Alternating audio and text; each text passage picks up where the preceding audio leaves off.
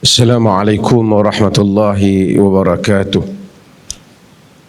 Alhamdulillah nahmaduhu wa nasta'inuhu wa nastaghfiruh wa na'udzu billahi min shururi anfusina wa min sayyiati a'malina.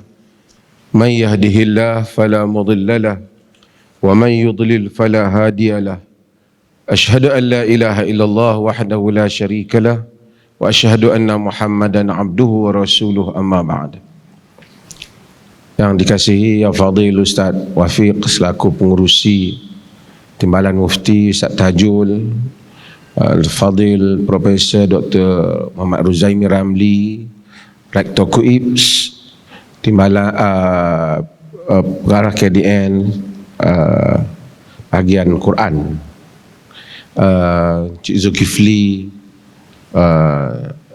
Jaibs, Pengarah Jaibs, Ustaz Nyanjimuddin, juga para pembentang yang ada di bawah daripada Ustaz Dr.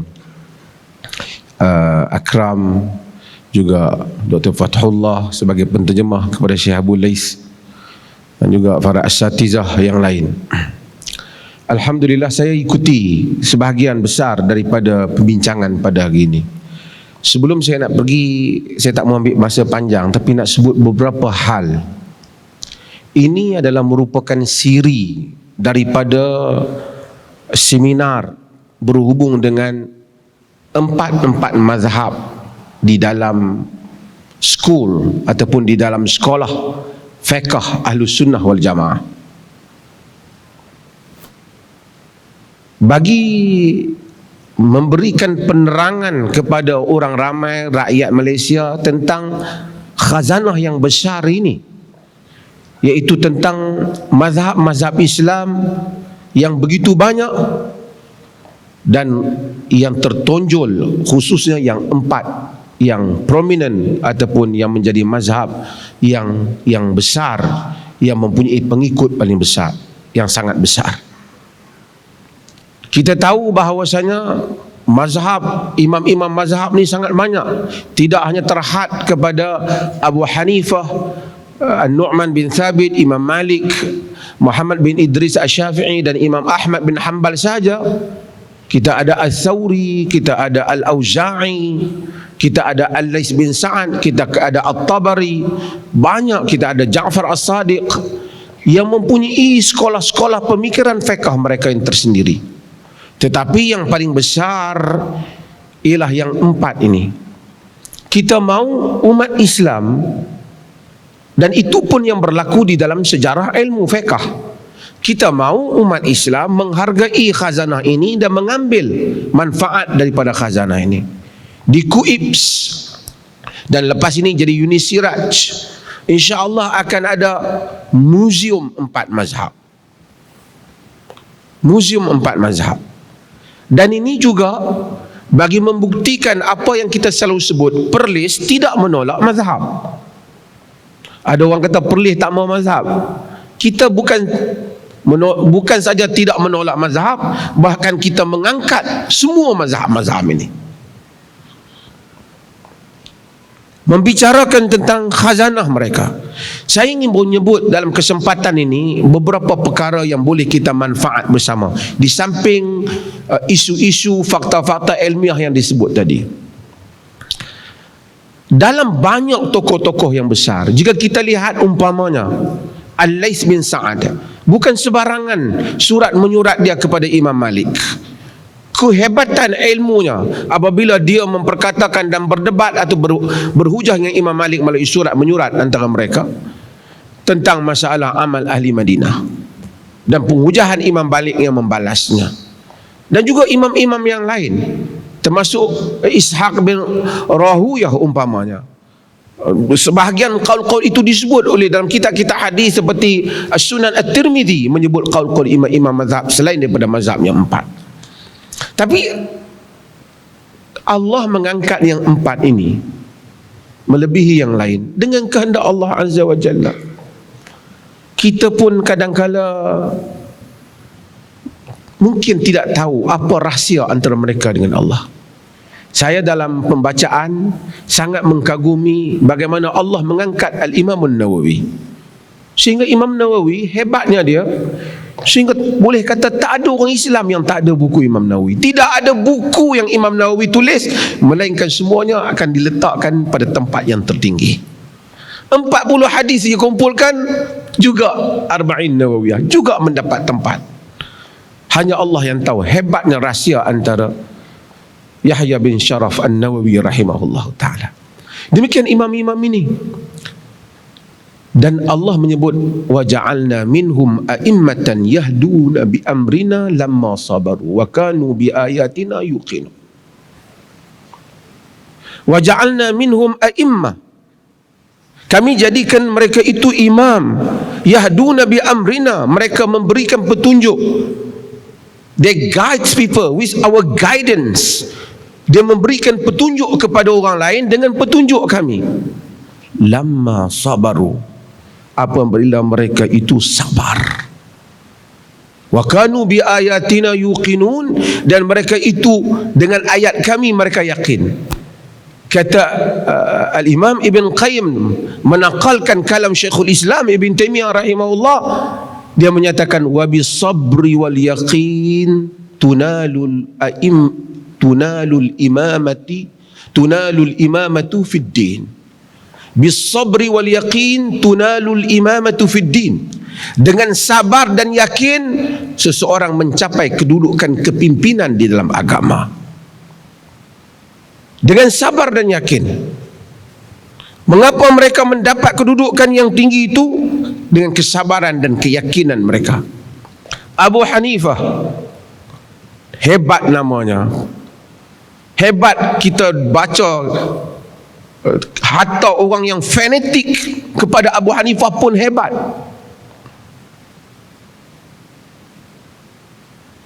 Fanatik berbagai-bagai jenis. Dr. Ruzami tahu dalam ilmu hadis, apabila mazhab Syafi'i mula bergerak di Khurasan, dan apabila orang-orang yang fanatik dengan mazhab Abu Hanifah membantah, dia kata, Nabi kata, saya kunu fi ummati rajulun yuqala lahu Abu Hanifah wa huwa sirajun munira, wa saya kunu fi ummati rajulun yuqalu lahu Muhammad bin Idris wa huwa adarru ala ummati min iblis. Akan ada dalam kalangan umatku lelaki yang dipanggil Abu Hanifah, dia sirajun munir, dan akan ada lelaki di kalangan umatku Muhammad bin Idris, lebih mudarat pada umatku lebih daripada iblis. Hadis palsu. Sebab apa? Fanatik kuat kepada Abu Hanifah. Saya bukan nak cerita pun, nak menceritakan tentang bagaimana biasanya orang itu mendapat kedudukan, bagaimana orang taksub dengannya disebabkan kehebatannya, walaupun itu sesuatu yang negatif. Hatta Al-Imam Al-Bukhari, sebab tu kita lihat dia agak hambar dan sedikit kurang mesra dengan nama Abu Hanifah, disebabkan kerana golongan fanatik mazhab Hanafi yang berterusan di dalam mengganggu apa-apa yang disampaikan ataupun pendirian-pendirian Al-Imam Al-Bukhari rahimahullah ta'ala. Sehingga dikatakan apabila sampai kepada qaul imam-imam yang lain, Al-Bukhari akan menyebut nama imam, tapi kalau Abu Hanifah dia kata qala ba'dun nash, kata sesetengah orang, tanpa mau menyebut nama Abu Hanifah. Bukan salah Abu Hanifah, dan Abu Hanifah kita tahu. Tapi saya nak sebut, tadi mungkin ada beberapa perkara yang telah disebut. Saya nak sebut, Allah Subhanahu wa ta'ala berikan kedudukan kepada orang ni.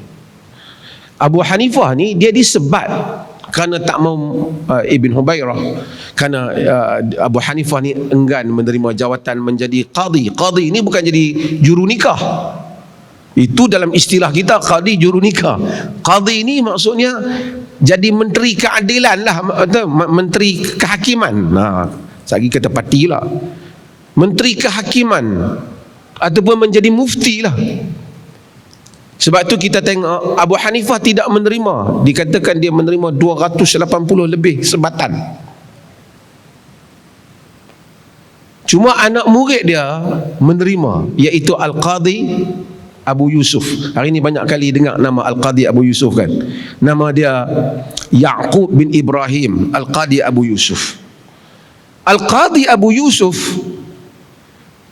saya teringat Al-Khatib Al-Baghdadi di dalam Tarikhul Baghdad, dia menyebut tentang, ada beberapa riwayat dia sebut. Riwayat yang awal tu nampak macam kukuh, yang kemudian tu nampak macam tamrid sikit. Tapi apa yang disebut ialah Abu Yusuf ni, dulu Abu Yusuf ni dia orang miskin. Bila matinya bapak dia orang miskin.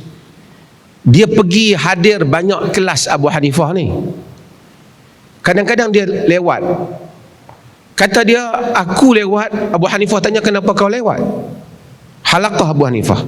Kata dia, aku antara ilmu dan ta'at walidah, mentaati ibu dia. Tapi dia tak detailkan pasal apa dia taat tu. Dikatakan tadi orang cerita Abu Hanifah orang meniaga kan. Abu Hanifah bagi duit 100 dirham kepada dia. Abu Hanifah kata, bagi kepada mak kau dan kemudian kau guna untuk keperluan, yang penting hadir kelas. Kemudian selepas daripada habis duit tu, Abu Hanifah bagi lagi, sehingga lama, dikatakan puluhan tahun dia berada dalam halaqah Abu Hanifah. Tapi maksudnya, bayangkan kita keikhlasan guru tu. Dia tengok berpotensi anak murid dia bagi duit. Dalam riwayat yang di samping itu ada disebutkan bahawasanya mak kepada Abu Yusuf ni, ini sampingan lah, siapa nak kuliah saya pernah cerita berapa kali cerita ni. Mak kepada Abu Hanifah ni, dia hantar anak dia untuk pergi belajar kepada khayyat, tukang jahit ni, supaya Abu Yusuf, mak Abu Yusuf, supaya nanti masa dia kecil-kecil, besok dia membesar, dia boleh dapat jadi tukang jahit. Mereka keluarga miskin apabila bapa dia meninggal. Tapi Abu Yusuf, dia penting kelas pergi belajar jahitan tu, dia duk attend, dia duk hadir kelas Abu Hanifah, sehingga kan mak dia tahu dia tak pergi kelas, pergi belajar yang boleh menambahkan pendapatan mereka. Mak dia nasihat dia kata, kau jangan ikut Abu Hanifah. Abu Hanifah khubzuhu mishwi, tak usah diikut dia. Abu Hanifah tak apalah, dia orang kaya, kita ni nak makan pun tak ada. Bila dia tengok anak dia Abu Yusuf terus duk pergi, dia pergi jumpa Abu Hanifah. Dikatakanlah, follow kepada riwayat atas yang tak berapa kuat sanadnya, tapi banyak disebut. Hatta Ibn Qayyim juga menyebut kisah yang sama. Dikatakan, dia petikailah Abu Hanifah. Dia kata, anak aku duk datang kelas kau tak apalah, kau ada duit, kami orang miskin, macam mana? Abu Hanifah kata, kalau dia berterusan datang ke kelas ni, satu hari dia akan makan la akala faludhaj biduhnil fustuq. Faludhaj biduhnil fustuq. Satu hari dia akan makan faludhaj dengan minyak fustuk. Tuan-tuan tahu, orang mengaji Jordan ni dia tahulah, dengan ngaji negeri Arab, fustuk halabi tu, kacang tu. Kacang ni kalau minyak dia tu bukan senang nak dapat, mahal lah makanan ni. Dikatakan ibu dia kata, apa Abu Hanifah ni, faludhaj apa, roti keras pun tak ada sekarang ni nak makan. Sehingga Abu Yusuf, Imam Abu Hanifah terus memberikan kepada Abu Yusuf sehingga dia boleh belajar dan bagi juga duit kepada mak dia. Sehinggalah Abu Yusuf lah yang sebenarnya telah mengambil, telah membesar, membawa mazhab Abu Hanifah. Kemudian dia berbeza dengan pendirian guru dia di sudut dia menerima jawatan qadhi qudah. Maka di dalam sejarah Islam, orang yang pertama memakai gelaran qadhi qudah, maksud Chief of Justice ataupun macam itulah, ketua kepada segala hakim. Tapi mungkin dalam sistem dulu tak ada, kita anggap ketua segala hakim ataupun menteri kehakiman lah macam tu. Dia the first yang memakai gelaran itu, sehingga pada satu hari dibawa satu makanan yang Harun Ar-Rasyid, nama majlis ada Harun Ar-Rasyid khalifah, dia kata atihil qadhi, bagi pada qadhi, bagi kepada Abu Yusuf. Dia kata, dia tengok, dia kata makan, dia kata kul, laisa kull yaumin yusna' lana au yu'mal, bukan setiap hari makanan ni dibuat untuk kami. Hatta keluarga khalifah pun bukan tiap hari dapat makan makanan ni.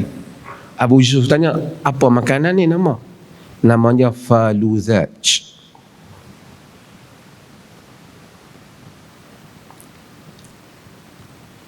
Dalam sebahagian riwayat dia kata, Abu Hanifah kata la ta'kulul faluzaj ma'al umara ataupun ma'al khulafa. Kau satu hari akan makan faluzaj bersama dengan pemimpin-pemimpin. Bila Abu Hanifah, apabila Abu Yusuf dengar nama tu, dia senyum. Sebahagian riwayat sejarah kata dia tersenyum, sebahagian kata dia tudung muka dia sikit dengan serban dia tu, pasal dia tersenyum panjang. Khalifah dia tanya, pasal apa kau tersenyum? Dia kata tak ada apa. Kau cerita sebab apa tersenyum? Dia kata kerana dulu aku kecil-kecil, Abu Hanifah pernah kata satu hari kalau aku terus belajar, aku akan makan faluzaj bersama dengan khulafa.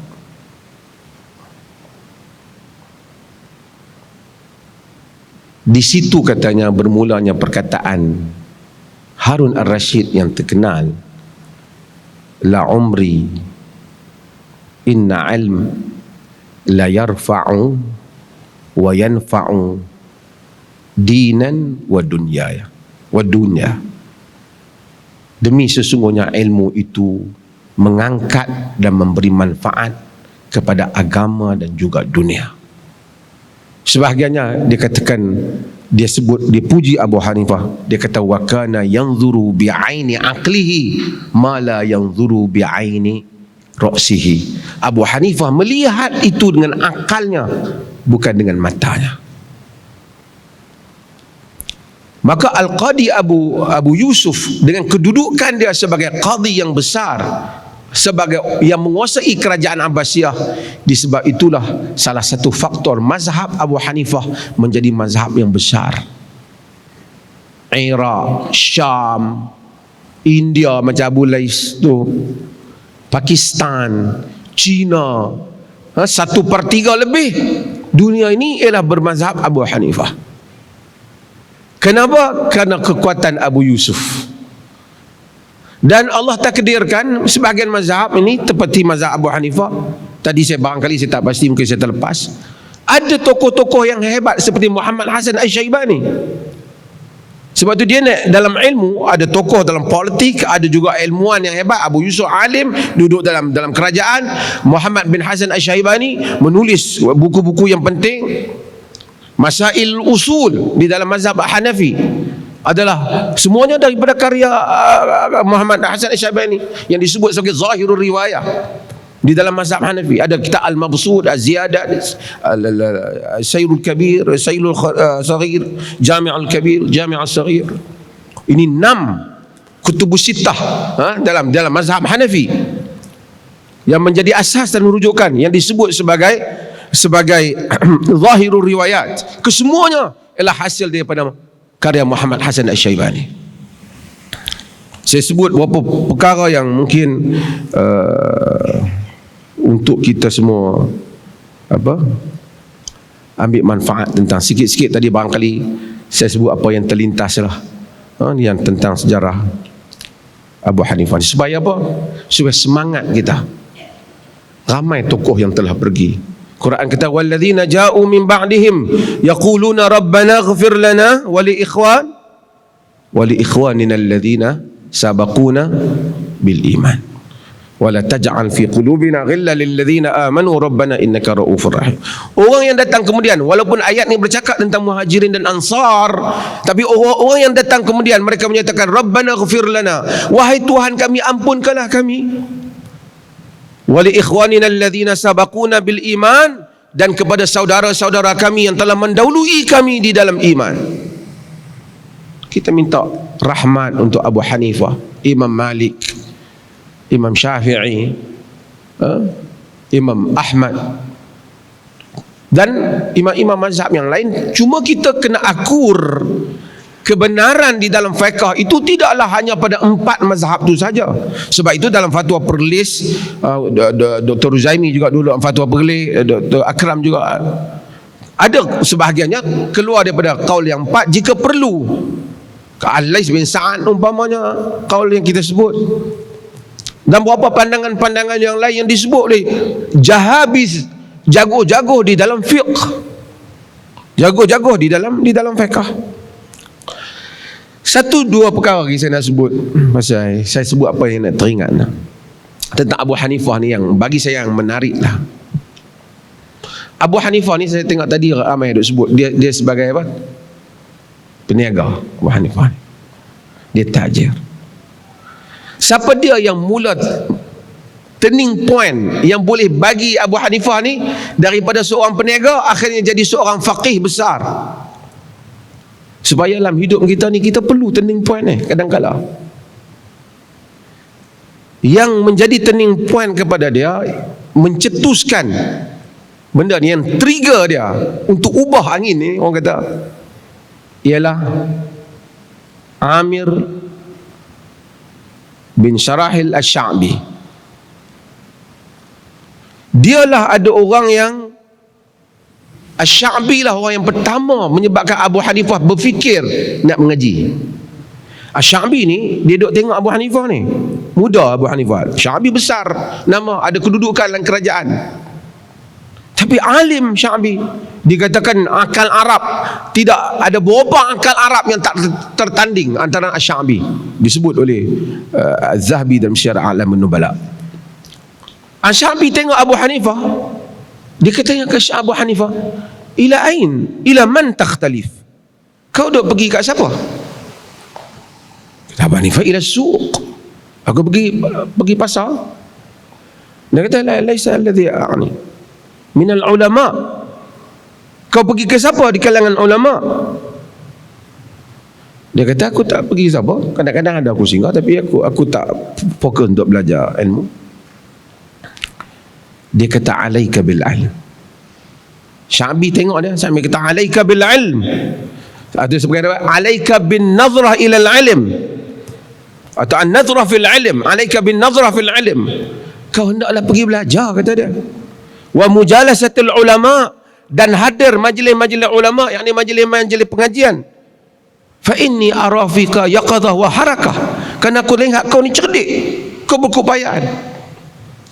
Kata Abu Hanifah, fa waqa'a fi qalbi qawluh, perkataan Sya'bi itu terjatuh dalam perasaan aku pun start pergi belajar, kemudian Allah telah ubah aku, fa nafa'allahu bi, maka Allah pun dia start belajar. Dia kata wa kuntu fi ma'dinil ilmi wal fiqh, aku dah duduk dah, orang panggil apa,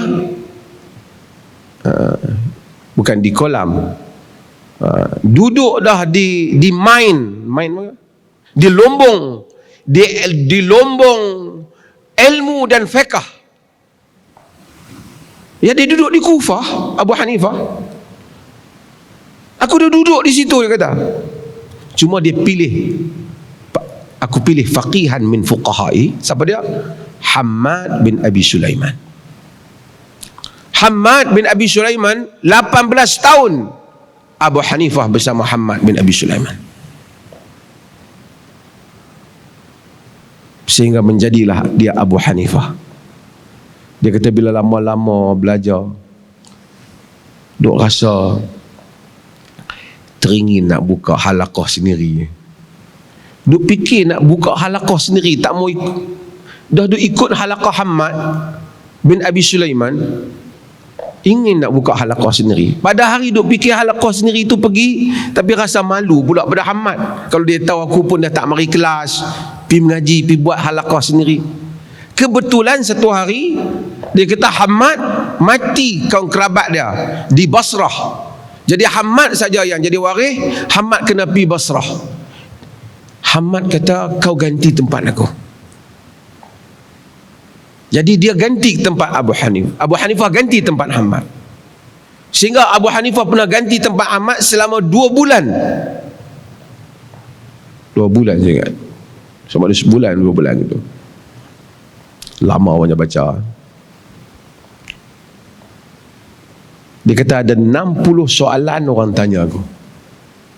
Aku jawab 60 soalan ini. Dan aku tulis soalan-soalan yang tak pernah orang tanya Abu Hanifah.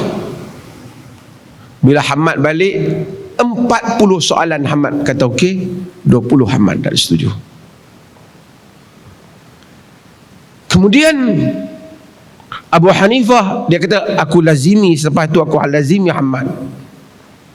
Dan aku, dia kata, setiap kali salat aku beristighfar untuk Hamad. Inni la astaghfiru lahu ma'a walidai. Aku minta ampun kepada Hamad bersama dengan bapa aku, kedua ibu bapa aku. Sayangnya Abu Hanifah ni kepada Hamad. Yang akhir, sebelum saya nak sebut beberapa poin lah tentang Abu Hanifah ni. Saya pun tak ada kertas apa yang ada adalah dalam kepala. Abu Hanifah satu hari, yang ni poin ni saya nak sebut di sini kepada geng-geng yang taksub kalau dengar orang sebut pandangan lain. Dia berada di Masjid Khaif. Satu orang bertanya satu hukum, bertanya satu pandangan. Jadi Abu Hanifah bagi pandangan, fatwa dia. Jadi orang ni kata, ini disebut di dalam Al-Khatib, sebut dalam Al-Faqih wal-Mutafaqih, Fiqh wal-Mutafaqih. Dia kata,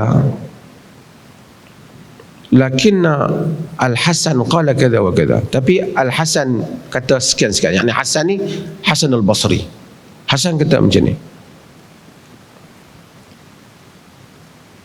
Abu Hanifah kata,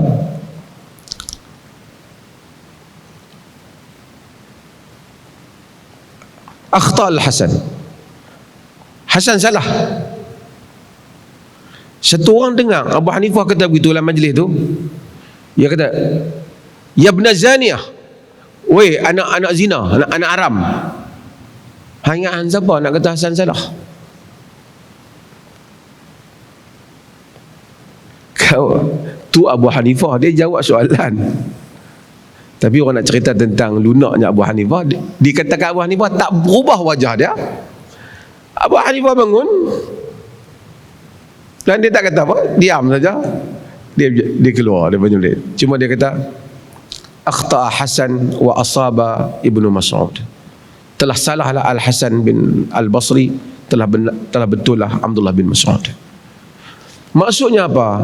Maksudnya ialah apabila satu orang bagi fatwa, dia bagi tahu salah, bukan berarti dia hina kau Al-Hasan bin Al-Hasan Al-Basri. Kerana ada kaul yang lain. Macam tu kadang-kadang orang tak faham. Oh, hampa tak mau pakai kaul Imam Syafi'i. Hampa ingat dia bodoh lah. Dia perangai ni sejak dulu dia ada. Hang siapa? Dia bukan dia, marah.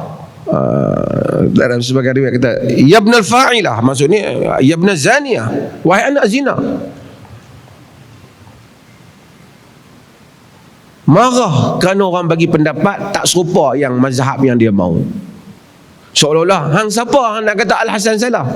Abu Hanifah sebab tu dia bangun, dia kata akhta Al-Hasan wa asrab Ibn Mas'ud. Salah Hasan tapi benar Abdullah bin Mas'ud.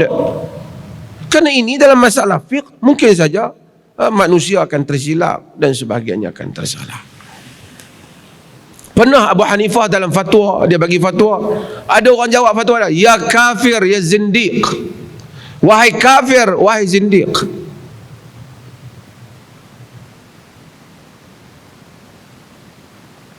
Abu Hanifah kata, wallahu ya'lamu inni ghairal ladzi qulta. Allah tahu bahawasanya aku bukan seperti yang kau kata. Aku tidak kafir, aku tidak zindiq. Tapi ini pendapat dalam fiqh. Pendapat dalam fiqh. Tuan-tuan hadirin dan hadirat yang rahmati Allah, saya tak panjang nanti saya cakap. Cuma saya nak sebut beberapa perkara ni secara sambil lalu dah kata majlis ini ada penutup. Sebenarnya apa yang kita buat ni, seminar 4 mazhab ni siri yang pertama, fiqh dan sumbangannya, tujuannya untuk mengangkat kita menghargai khazanah-khazanah ini, dan insya-Allah akan diikuti dengan mazhab Malik dan mazhab Syafi'i dan juga mazhab Ahmad bin Hanbal, dan kemudian kalau ada tahun-tahun lain kita angkat imam-imam yang lain pula, supaya semua kita mengetahui luasnya khazanah fiqh Islam ini. Mudah-mudahan Allah merahmati kita. Terima kasih yang jauh yang hadir, juga terima kasih tuan-tuan yang sudi menunggu sehingga majlis ini tamat. Sekian, bismillahirrahmanirrahim. Saya menutup majlis ini. Sekian, wassalamualaikum warahmatullahi wabarakatuh.